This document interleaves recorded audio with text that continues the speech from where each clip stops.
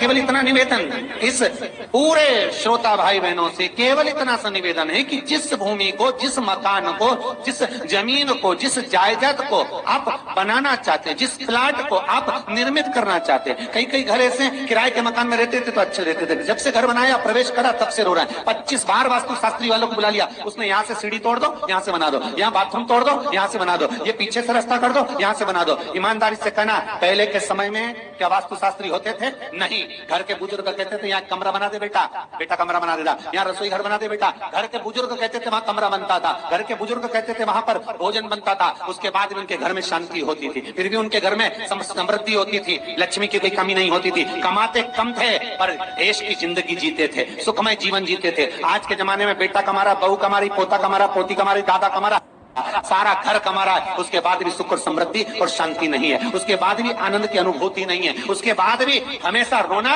केवल सुख का होता है। जरा सा घर में 4 लोग रह रहे हैं पर चारों के मुंह भगोने जैसे रहते हैं, एक तपेले जैसा मुंह, एक भगोने जैसा मुंह, एक थाली जैसा मुंह, एक बल्टोई जैसा मुंह, सब कोई बोलने को तैयार नहीं, क्योंकि जब जब बोले तो बर्तन की आवाज आए तो बोलेगी। एक माँ बैठी टीवी के सामने, एक माँ बैठी, एक सोफे पे बैठा, बोले ही नहीं आपस में। वो सुख गया का महाराज। कई लोगों के मैसेज आते हैं, गुरुजी हम बड़े दुखी हैं, कारण क्या है? बस कारण इतना सा है कि आपने जब मकान का निर्माण कराया, वास्तु शास्त्री को बुलाया, इंजीनियर को बुलाया, सब ठेकेदार को बुलाया, सबको बुलाकर मकान, प्लाट, जमीन, जायदाद सब दिखवाया, पर आपने उस भूमि पर पद्म पुराण कहती है, धेनु मानस कहती है, स्कंद पुराण कहती है कि उस प्लाट पर आपने 3 दिन तक एक गौ माता को नहीं बांधा, 3 दिन तक एक गाय को उस प्लाट पर बांध कर चारा खिलाते। ना वास्तु शास्त्री को बुलाने की जरूरत पड़ती है, ना कभी समृद्धि की, ना सुख की जरूरत पड़ती, क्योंकि गाय उस जगह से सारी इंद्रियों को आनंदित देकर सुख प्रदान कर देती है। उस जगह के सारी रोग, बीमारी, कष्ट, तकलीफ, दुख को गौ माता खींच लेती। गौ माता जैसी जगत में कोई नहीं हो सकता। हाथ में घड़ी नहीं बांधती गौ माता, पर 4 बजे आपके यहाँ रोटी मिलती है तो 4 बजे खड़ी मिल जाती है। 3 बजे भोजन मिलता है तो 3 बजे आपके दरवाजे पे मिल जाती है। 1:30 बजे भोजन दोगे तो 1:30 बजे ही मिलेगी। 1:20 पे दोगे तो 1:20 पे ही मिलेगी। कोई घड़ी नहीं बांधती, फिर भी समय पर आ जाती है। क्यों? क्योंकि भगवान ने उसको ऐसा बनाया है, 33 कोटि देवताओं ने उसमें ऐसा विराजमान कर दिया है कि जगत का वो कल्याण कर सकती है। उसका एक एक अंश जीव का कल्याण करने वाला है, एक एक अंश जगत का उद्धार करने वाला है। पर हम ये आज के युग में हम उसको भूल गए। आज के युग में हम ये सोचते हैं कि हम वास्तु शास्त्री को बुला लें, वो ये बता दे, हमने ये फ्लैट बनाया, हमने ये मकान बनाया, इसकी छत कैसी, इसका कमरा कैसा, वो बता देगा, सब कुछ बता देगा। उसके बाद भी लोगों को क्या सुख नहीं, उसके बाद भी शांति नहीं। फिर चलो तो चलो किसी बाबा जोगी क्या पहुंच गए जो ऐसा घूम घूम के बताता, और उसके यहाँ जाकर पूछ लिया, बताओ बाबा जी हमारे घर में शांति नहीं, तो बाबा जी एक ही बात बोले, तेरे ही घर का है जिसने कुछ कर दिया। अब इसको याद आया 15 दिन पहले मेरी जेठानी से लड़ाई हुई थी, उसी ने कुछ करा होगा।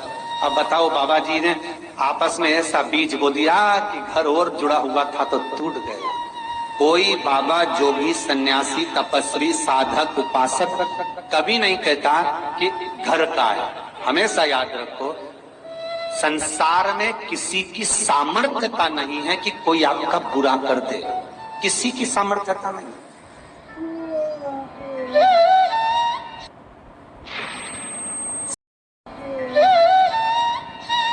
संसार में किसी की सामर्थ्यता नहीं कि आपका बुरा कर दे, बस आपका बुरा आपका किया हुआ कर्म करता, कोई दूसरा नहीं कर सकता। एक नींबू गिर गया दरवाजे पे तो 14 दिन तक नींद नहीं आई। सीसीटीवी कैमरे में देखो कौन पटक के गया, मेरे को तो 3 दिन से शंका हो रही पड़ोसन से। अब बताओ, जब कैमरे में देख लिया तब मालूम पड़ा बेचारा साइकिल वाला सब्जी लेके जा रहा था उसके घर पे और नींबू पॉलीथीन से टपक गया। तब सुकून मिला कि ये नींबू, तब सोई आराम से कि पड़ोसन ने कुछ नहीं किया। ना जाने किसने क्या विद्या कर दी, ना जाने कौन ने कौन सा टोना मार दिया। केवल एक दीवार ऐसी होती है जहां पर हनुमान जी का चित्र लगाया जाता है। चाहे तुम पर्वत उठाने वाला चित्र लगाओ हनुमान जी का, चाहे बैठे हुए लगाओ, चाहे रामायण पढ़ने वाला लगाओ, चाहे लंका दहन करने वाला लगाओ, चाहे राम नाम जपने वाला लगाओ, चाहे लक्ष्मण को संजीवनी देने वाला लगाओ, चाहे मौन मुद्रा में लगा दो, चाहे स्तुति में लगा दो, चाहे भजन में लगा दो, हनुमान जी का कोई भी चित्र लगता है तो ना पूरब में लगेगा, ना पश्चिम में लगेगा, ना दक्षिण में लगेगा। हनुमान जी का अगर चित्र लगता है तो उत्तर की दीवार में दक्षिण को देखते हुए लगता है, केवल एक ही स्थान।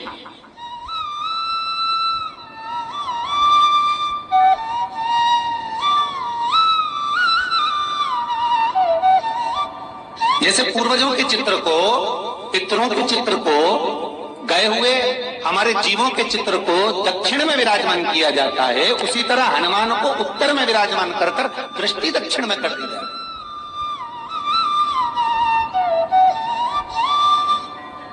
घर में हनुमान जी के जितने फोटो होते हैं उसको केवल दक्षिण दिशा में लगा, उत्तर दिशा में लगा बिठा देते हैं, और दक्षिण की ओर उनकी दृष्टि होना चाहिए, दक्षिण की ओर उनका मुख होना चाहिए। क्यों महाराज?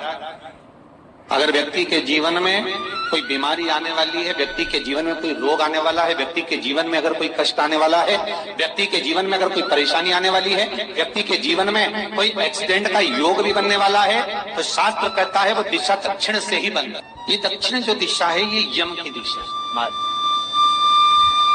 यहाँ संपूर्ण परिवार के साथ यमराज अपने आनंद में निवास करता है। और जब हमारे घर में, हम ये नहीं कह रहे कि आप हनुमान जी का फोटो लगाओ, हम ये भी नहीं कह रहे, आपके घर में हो और आपने अगर विराजमान कर रखा है किसी दिशा में, तो हमारा तो निवेदन रहेगा, अभी तक आपने अगर जैसा रखा पर एक बार दिशा बदल कर देखना कि रोग, बीमारी, कष्ट, दुख, तकलीफ में आपको लाभ मिला कि ना मिला। हनुमान जी ने केवल दक्षिण दिशा की ओर अगर मुख कर हमने विराजमान कर दिया, फोटो ही विराज दिया। हम ये नहीं कहेंगे आपसे कि आप बाजार से फोटो खरीद के लाओ फिर लगाओ, नहीं, आपके घर में हो तो आप लगा दीजिए, आपके घर में हो तो विराजमान करें।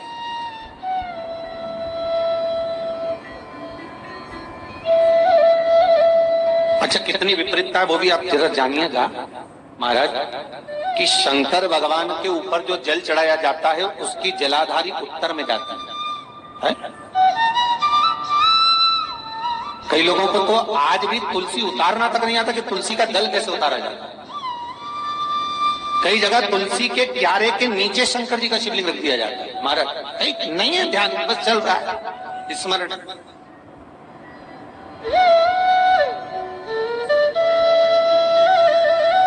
भगवान शिव का जो जल जा रहा है वो उत्तर की ओर जा रहा है, और हनुमान जी को उत्तर में विराजमान कर मुख दक्षिण की ओर कर दिया गया। क्यों?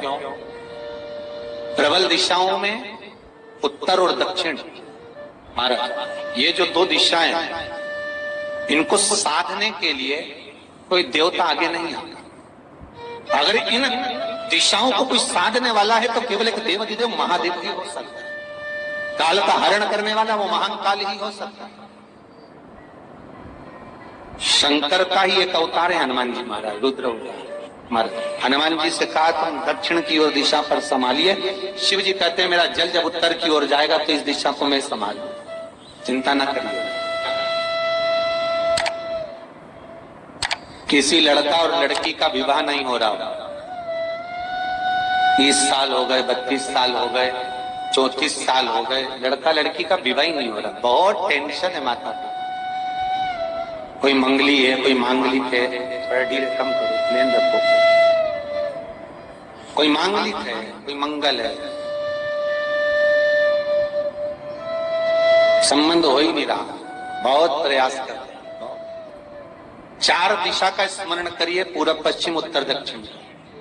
हथेली पर आटे का दीप लगाइए, घी भर लीजिए और 4 बत्ती उसमें अलग अलग रख लीजिए। थोड़ा सा पीला चावल हल्दी में कर उसमें डाल लीजिए। जो लड़का और लड़की का विवाह करना उसी के हाथ में देना है। और देव उठनी एकादशी के दिन, जिस दिन देवता उठेंगे, जिस जगह पर तुलसी शालिग्राम का आप पूजन करते हो, गन्ने के नीचे, ईख के नीचे तुलसी का क्यारा रखकर पूजन करते हो, वहां पर भगवान शिव और भगवान नारायण का नाम लेकर उस दिए को लगवा दीजिए और वहीं पर हल्दी का तिलक उस लड़का या लड़की का कर दीजिए और उसके हाथ में थोड़ी सी हल्दी लगा दीजिए।